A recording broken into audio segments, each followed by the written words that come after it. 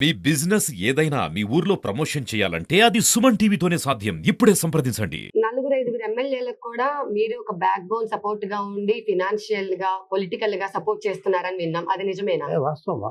మిత్రులు వాళ్ళంతా వాళ్ళ శ్రేయోభిలాషులు, వాళ్ళకి ఎన్నికల్లో చిన్న చిన్న ఖర్చులుంటాయి. వాటన్నీ కూడా భరించాల్సిన బాధ్యత మాది. వాళ్ళకో స్టెప్ ఉండాలి. ముందు వాళ్ళుంటే మాకు వాళ్ళు సపోర్ట్ చేస్తారు. What is the meaning of support? రేపొద్దున మాలాంటి కార్యకర్తలకి ఒక హాస్పిటల్‌లో వైట్ కార్డ్ లేదు. హాస్పిటల్ రూ. 1,00,000 బిల్ అయింది. ఓ 10,00,000 బిల్ అయింది. చెప్పించుకుంటాం ఓ పొన్నం ప్రభాకరో, లేకుంటే కోమటిరెడ్డి వెంకరెడ్డి గారో అట్లాంటి వ్యక్తులు మిత్రులు చాలామంది ఉన్నారు. బ్రదర్‌గా ఈ చిన్న సమస్య వాళ్ళంతా వెంటనే స్పందించేవాళ్ళు. ఇవంతా బట్టి విక్రమార్క మా మంచి మిత్రులు. మా మా సముచితులు వాళ్ళంతా ఇలా మంచి మంచి పొజిషన్‌లో ఉన్నారు. వాళ్ళందరూ మేము అభినందిస్తాం. ఆరాధిస్తాం. మేము గొప్పగా చెప్పుకుంటాం. మాకేం పని చేయొద్దు. మేమేదైనా వర్క్ తీసుకొస్తే కార్యకర్తల కోసం వాళ్ళకి పని చేయండి. మీరు అధికారంలోకి వచ్చిన ఒక సంవత్సరం తర్వాత అయిపోయింది ఇయాల. ఒక సంవత్సరం అయిపోయినాక కూడా మా సీఎం గారితో కూడా మేము కొన్ని సందర్భాలు కూడా చెప్పడం జరిగింది. అయ్యా మీరు పిలవంగానే మేము కాంగ్రెస్ పార్టీలో వచ్చి చేరినాం. వాస్తవ కాంగ్రెస్ పార్టీ వీడినాం ఒక 2 సంవత్సరాలు. లేకుంటే పోయినాం. కానీ ముఖ్యమంత్రి గారు ఇక్కడ ఎవరైతే ఉన్నారో ఇబ్బందులు పడుతున్న కార్యకర్తలు ఉన్నారో వాళ్ళందరూ కూడా ఏదో ఒక చిన్న పోస్ట్ ఇవ్వండి.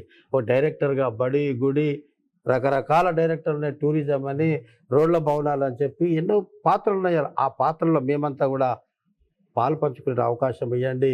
మేము సైతం సమిధలై కాలిపోతాం. ఈ యజ్ఞంలో కాంగ్రెస్ పార్టీని పునర్వైభవం తీసుకొచ్చి ఈ రాష్ట్రంలో పార్టీని బతికించుకోవాలి అంటే మాలాంటి కార్యకర్తలు ఎంకరేజ్ చేయండి.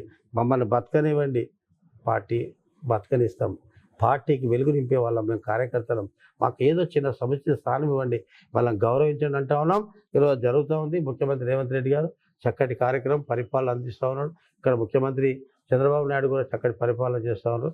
వారికి కూడా మనస్ఫూర్తి అభినందనలు. ఎందుకంటే 2 రాష్ట్రాలు సంయోగంగా, 2 నదులు కలయికతోటి, 2 రాష్ట్రాల అనుబంధంగా, ఒక అన్నదమ్ములు ఇద్దరు అనుబంధం ఉంటే ఒక కుటుంబం ఎట్లయితే ఆర్థికంగా ఎదుగుతుందో 2 రాష్ట్రాల సమూహ కలయిక, ఇద్దరు ఒకే మాట మీద ముందుకు పోతే 2 రాష్ట్రాలు అభివృద్ధి చెందుతాయి. ఇక్కడైనా పనిచేసి వండుకునే వానికి ఇక్కడ అవకాశాలు ఉన్నాయి. పనిచేసే వానికి అక్కడైనా అవకాశాలు ఉన్నాయి. అయిపోయింది. గతం జో నై హోనా హోగా. ఏం జరగొద్దో జరిగిపోయింది. 2 రాష్ట్రాలు వేరుపడ్డాం. ఆంధ్ర అయిపోయింది, తెలంగాణ అయిపోయింది. Today we are all brothers. No Chowdary, no Reddy, no Rao, no Kapu, no Mallayya, no Yellaiah. We are all in one. This is our ఉమ్మడి తెలుగు ప్రజలు. దిస్ ఈజ్ అవర్ ఉమ్మడి తెలుగు రాష్ట్రాలు. భారతదేశంలో 29 రాష్ట్రాల్లో ఎక్కడ కూడా లేనటువంటి జనాభా కలిగినటువంటిది ఉత్తరప్రదేశ్. ఏ రాష్ట్రం తీసుకున్నా కూడా మనం ఇవాళ ఎక్కువ హిందీ తెలుగు మాట్లాడేటటువంటి వాళ్ళం. ఇక్కడ ఒక 4.5 కోట్లు, అక్కడ 3,75,00,000, 7 కోట్ల పైచిలకు సుమారు 8 కోట్ల జనాభా కలిగినటువంటి ఈ తెలుగు ప్రజలు ఇవాళ శాసించే స్థాయికి వచ్చాం. కేంద్రంలో మేము లేకుంటే, తెలుగు ప్రజల భాగస్వామ్యం లేకుంటే, ఈ భాగస్వామ్యంతో ఇవాళ కేంద్రంలో కేంద్ర ప్రభుత్వాలు పనిచేస్తున్నాయి. కాబట్టి అందరి సహకారం తెలుగు వాళ్ళకి ఇవ్వండి. తెలుగు రాష్ట్రాలు అభివృద్ధి చెందాలి. No Andhra, no Telangana. We are all in one is a Telugu man.